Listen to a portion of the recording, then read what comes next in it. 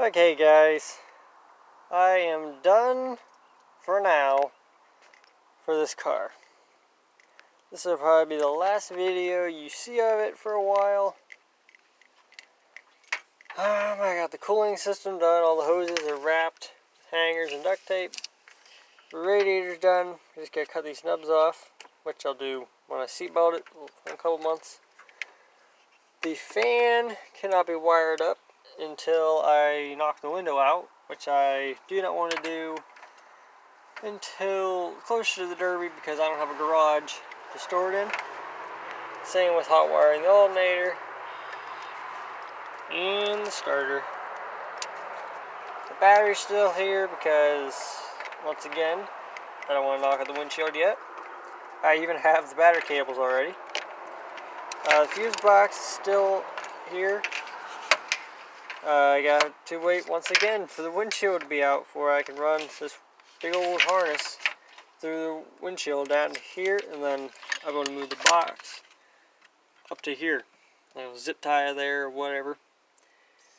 Fuel filter I'll probably keep because it's pretty new. I'll just zip tie it over there as well and run my lines through it. Might even have another filter through there too, double safe. All the AC lines are undone. The belt's gone for the AC compressor.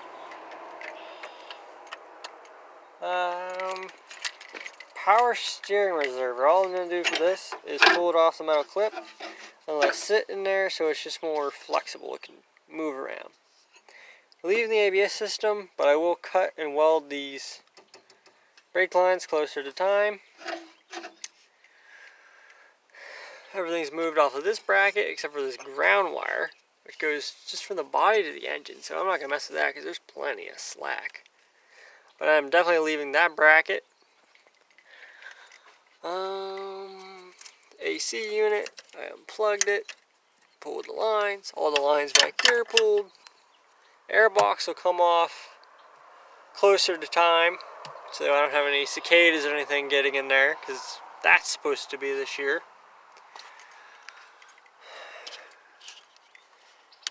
Temperature sensor, water temperature sensor is there, zip tied safely out of the way. And there's my bolt right there. Plugging it off seems to work pretty well. The plastic thermostat housing is on the bottom of the engine on the driver's side. Right? Oh, where is it? Right there. Right there. It has a small hairline crack on the other side that slowly lets out water. So I'm going to try to JB weld it, JD weld it, however you say it. See if I can stop it or at least slow it down even more. But other than that, that's how I'm going to run it. I already got it the thermostat and everything. Oh. Tranny lines are looped, but I have a leak further up the line, so I'm going to have to move that loop kit closer up. I have this tank on here to hold more water. I think they're going to make me remove it, but if they do, it's just one bolt, pull the hose out, and zip tie the hose out of the way. I don't think there's a whole lot else. Oh, cruise control. I'll leave that hooked up till I take the windshield out so I can hook up my hand throttle. Yeah, that's pretty much all I can do under the hood for now. I don't want to put any hose clamps or zip ties or anything on these yet. Front bumper is coming off. I will bolt and weld a piece of steel tubing on the front. Help protect it just that little bit. Because I want the frame to go before the bumper does. To protect everything up front. So I can hit with the front and not give a care about it. The wheels, I will probably be running the aluminum rims, and yes, I am not happy about it either. These are very thin steel aluminum rims, but I'm just getting started, so I don't have a whole lot of rims to choose from. My grandfather he has some tires that I'm pretty sure will fit. They're steels, and I believe they're 14-inch rims. These are 16. But Subaru's rims are offset to pass the caliper. Right there. They have a bow in it to make way for that. But I think I can cut half of that caliper off so only one pad's pushing and I still have brakes. I don't know if I'm going to try that for one of my first cars or not. But I do like how far in this valve stem is. Run these at a gut and go. Like, that would be ideal. Especially if you have a low to the ground gut and go, because these are some pretty big tires. But there's still a lot of room, I feel, between the strut and the tire. But maybe that's just me. I will be running the stock donut on the back and probably the Jeep Cherokee donut on the back once I drill my holes. And something else that's really interesting to me is all fuel and brake lines run inside the car. Here are 3 fuel lines. One's the main fuel line, the return line, and I believe some kind of a vent, maybe vacuum line. I don't know. I'll hook them all up just in case. You never know. And this is a windshield washer line to the back window.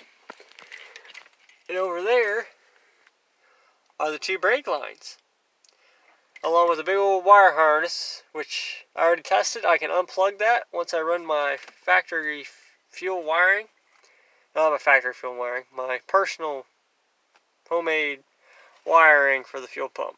I'll be able to pull that, and there will be absolutely no wiring from the dash back. So that's pretty cool. We have to move, or at least disconnect, a ton of wiring over there, which I'll do that once I'm willing to run the car a lot more after I fix the transmission lines. And this is where I will be hooking up my switches, probably, right here. This is just on here so I can see how well it would cover it, keep it protected from the rain, but I can't run those until the window's out. So I never realized how nice a garage was. I always thought they'd be nice to have in the wintertime, you know, when it's raining and stuff. But they're also great to store things in. I know someone who has a garage that they're not storing anything. It's even got a car lift. But, you know, it's just not right to junk up someone else's building. So I think it's been it. As you can see, I'm still using this car for storage. Seatbelt I cut out of the back. Which, this thing did have some pretty nice seatbelts. But yeah, other than that, it's just about ready. Oh, another thing. This has an aluminum steering wheel bracket. I think it's plastic from here out. But I've seen, I know Zach's workshop up in Canada. He's broken a steering wheel, I think, on a Camry before. I'm pretty sure it was plastic. I could be wrong. I know the Tiburons and the Hyundais are. This is an aluminum one. It is all the way up to at least there. So the thought of me breaking this steering wheel is pretty much impossible. And I probably will be saving this steering wheel and using it time and time again after it's all said and done. And in case you're wondering, I'm not planning on winning a heat or getting close to the feature. I'm planning on running in the heat and running in the consi and hopefully having enough car to run one more time. That is pretty much my strategy or my mindset. My strategy is to use the back most of the time, but be willing to make some really hard hits with the front. I figure if I keep moving, it's going to be a lot harder for them to hit my aluminum front tires. Which I'm hoping I can get steel to fit on here. Because these tires are not very nice. They're pretty bad. And I know the places this is going to, it's always a mud bath. Instead of firefighters being trigger happy, they are water happy. They just drench the track and drench everybody watching. See, here you can kind of really see how far that caliper sticks out. Right there to that rim.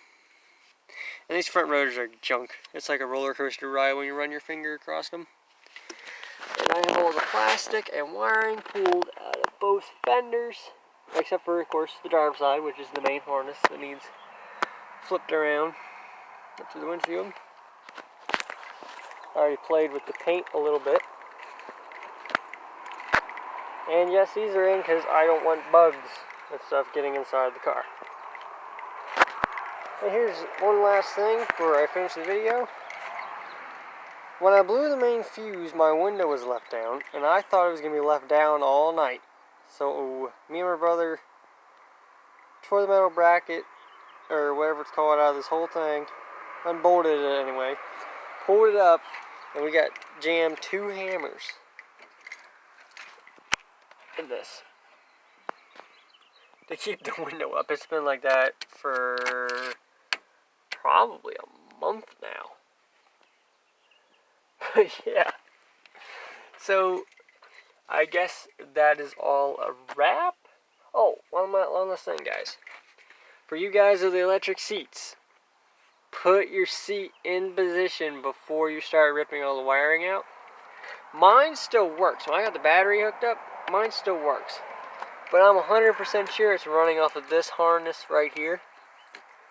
So I think I have the position I want, but I'm going to have to double check and triple check and quadruple check over and over again. And I can't put a cage in it because of, no windows, so I can't run my Halo bar yet if I run one. And I don't have a welder yet. So yeah, you guys are going to get to see a beginner try to weld. I have a lot of people who have given me advice and will probably have to fix most of my mistakes.